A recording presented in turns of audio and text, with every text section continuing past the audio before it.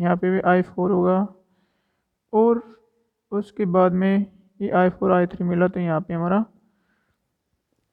जो भी है, अगर यहाँ पे I7 है, दोनों मिलके उसके बाद में I बन गया। ठीक है,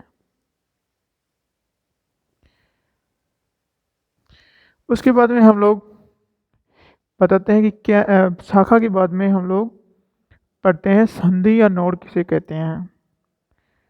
सेकंड है संधि या नोड। संधि या नोड, ठीक है।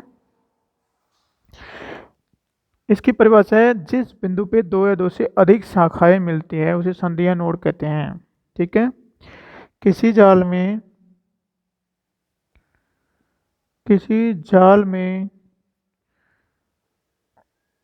जिस बिंदु पर दो या दो से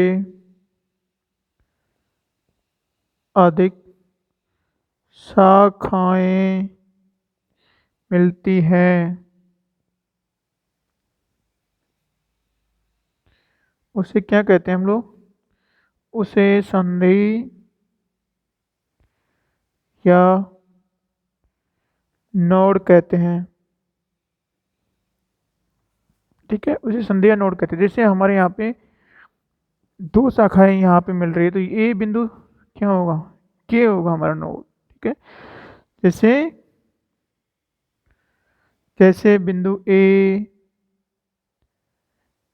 बी, ठीक है, एफ, बिंदु डी, बिंदु ई, और बिंदु एच और बिंदु आई क्या है? संधि या नोड है। ठीक है, देखो ए बिंदु पे दो शाखाएं मिल रही है, यहाँ पे धारा का अलग अलग मान है I1 I2, तो ए बिंदु हो गया एक संधि या नोड हो गया। उसी तरह से I1 और I2 मिल रही है यहाँ पे, तो ये हो गया बी बिंदु भी संधि या नोड हो गया, क्योंकि यहाँ पे I5 और आती है। उसके अलावा यहाँ से I निकलती है, और उसके बाद में यहाँ पे अगर I5 है, ये हमारी I4 I6 I7, ठीक है, I4, यहाँ पे हमारी I8 मान सकते हैं इसको। I8 है उसका यहाँ पे I3 I4 में डिवीजन हो गया। ठीक है, फिर उसके बाद में यहाँ पे हमारी I4 इधर गई, यहाँ पे I6 आई, और यहाँ पे जैसे I9 आ गई, उसके बाद में वापस यहाँ पे हमारी I4 आ गई, I4 और I3 मिलके यहाँ पे I8 मिल गए। ठीक है, ओके, I8 और I5 मिलके फिर वापस हमारी I बन गई।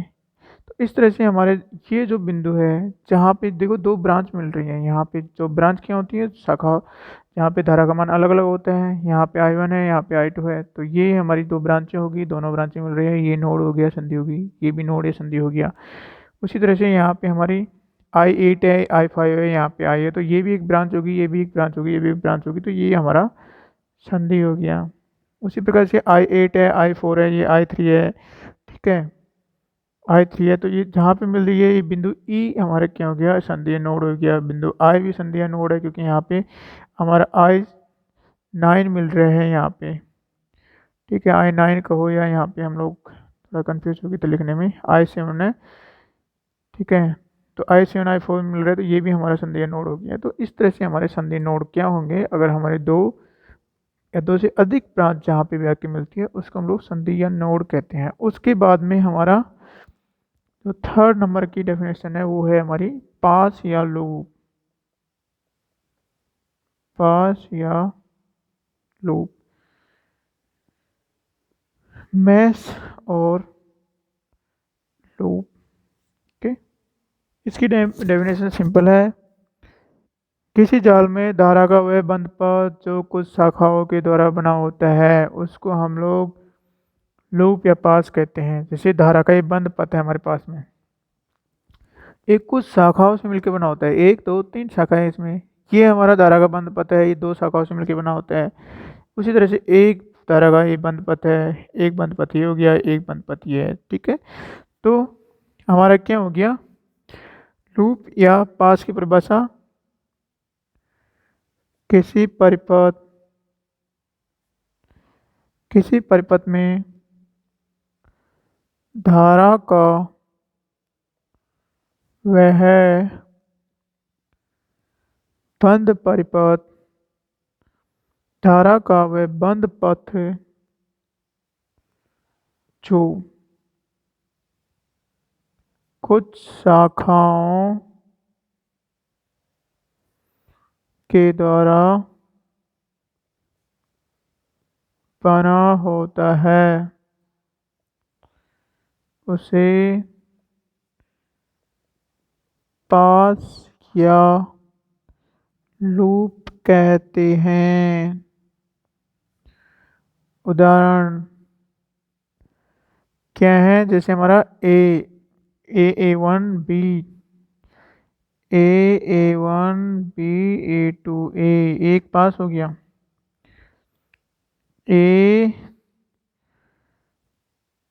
A2 B D C A, ठीक है। हम लोग इसलिए लिख रहे हैं ए को ताकि वो पथ को क्लोज पाथ को रिप्रेजेंट करे, ठीक है। उसी प्रकार से हमारा B F E D भी एक लूप है। उसी प्रकार से हमारा F H I E भी एक लूप को रिप्रेजेंट करता है, ठीक है। आदि पेन लूप है। तो इस तरह से हमारी ये लूप संबंधी परिभाषाएं यहाँ पे समाप्त होती है। उसके साथ ही हम लोग एक और बात के बारे में जान लेते हैं, हमारे पास में थोड़ा सा वक्त हो रहा है। वो क्या है? प्रतिबाधाओं के प्रकार, ठीक है। प्रतिबाधाओं के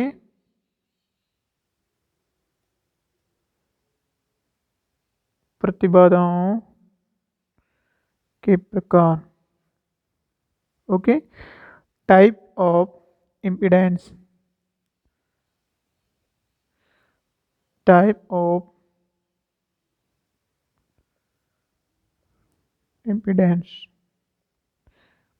प्रतिबाधाओं के प्रकार, ठीक है। तो पिछले लेक्चर में हमने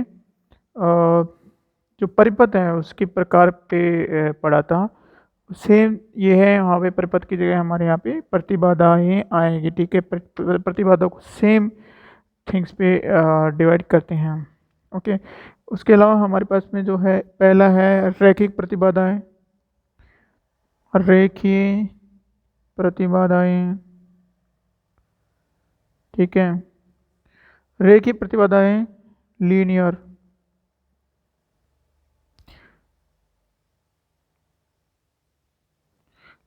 इम्पीडेंसेस, ठीक है। तो ये ऐसी प्रतिबाधाएं होती हैं जिनकी सिरों पे उत्पन्न विभवांतर और उनमें प्रवाहित होने वाली अगर विद्युत धारा के बीच में अगर ग्राफ खींचा जाए तो उनमें एक समानुपाती संबंध आता है, ठीक है। तो इनकी जो डेफिनेशन क्या होगी?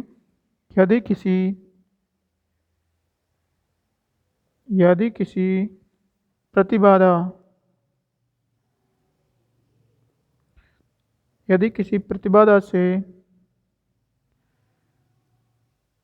प्रवाहित धारा तथा इसके सिरों के बीच उत्पन्न विभवांतर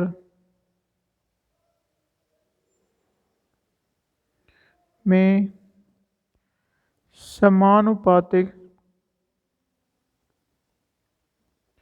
संबंध हो तो इस प्रकार की प्रतिबाधाएं रेखीय प्रतिबाधा कहलाती है। इस प्रकार की प्रतिबाधा कैसी होती है? रेखीय प्रतिबाधाएं, ठीक है। यदि किसी प्रतिबाधा से प्रवाहित धारा तथा उसके सिरों के बीच उत्पन्न विभवांतर में समानुपातिक संबंध हो तो इस प्रकार की प्रतिबाधाएं रेखीय प्रतिबाधाएं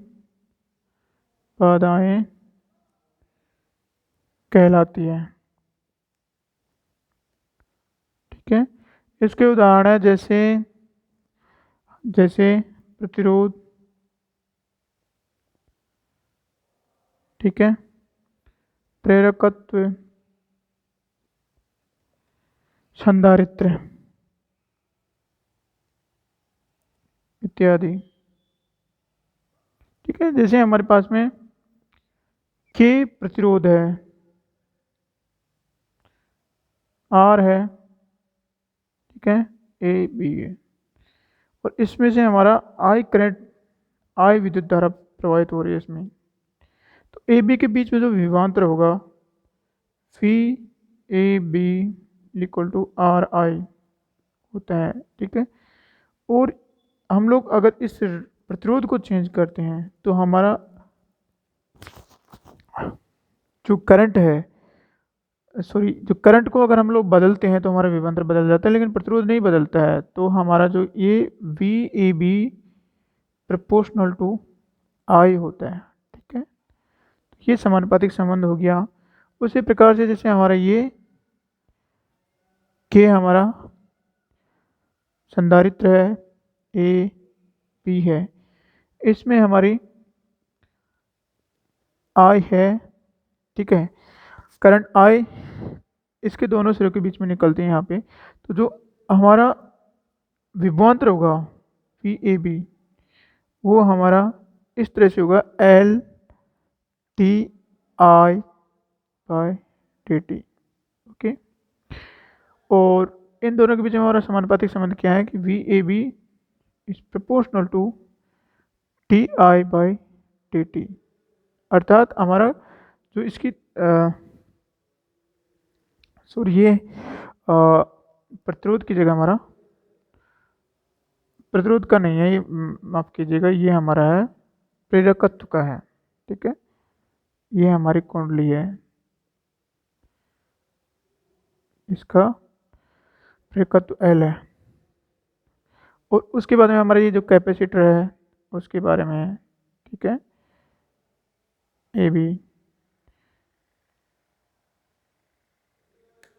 के हमारा, अगर इसमें से आई करंट बह रहा है तो हमारा वी ए बी कितना होगा, वी ए बी होगा हमारा 1/c, इसका समाकलन आई डी टी। ठीक है, तो यहाँ पे भी हमारा ये जो सी है वो आई चेंज होने से नहीं बदलता है।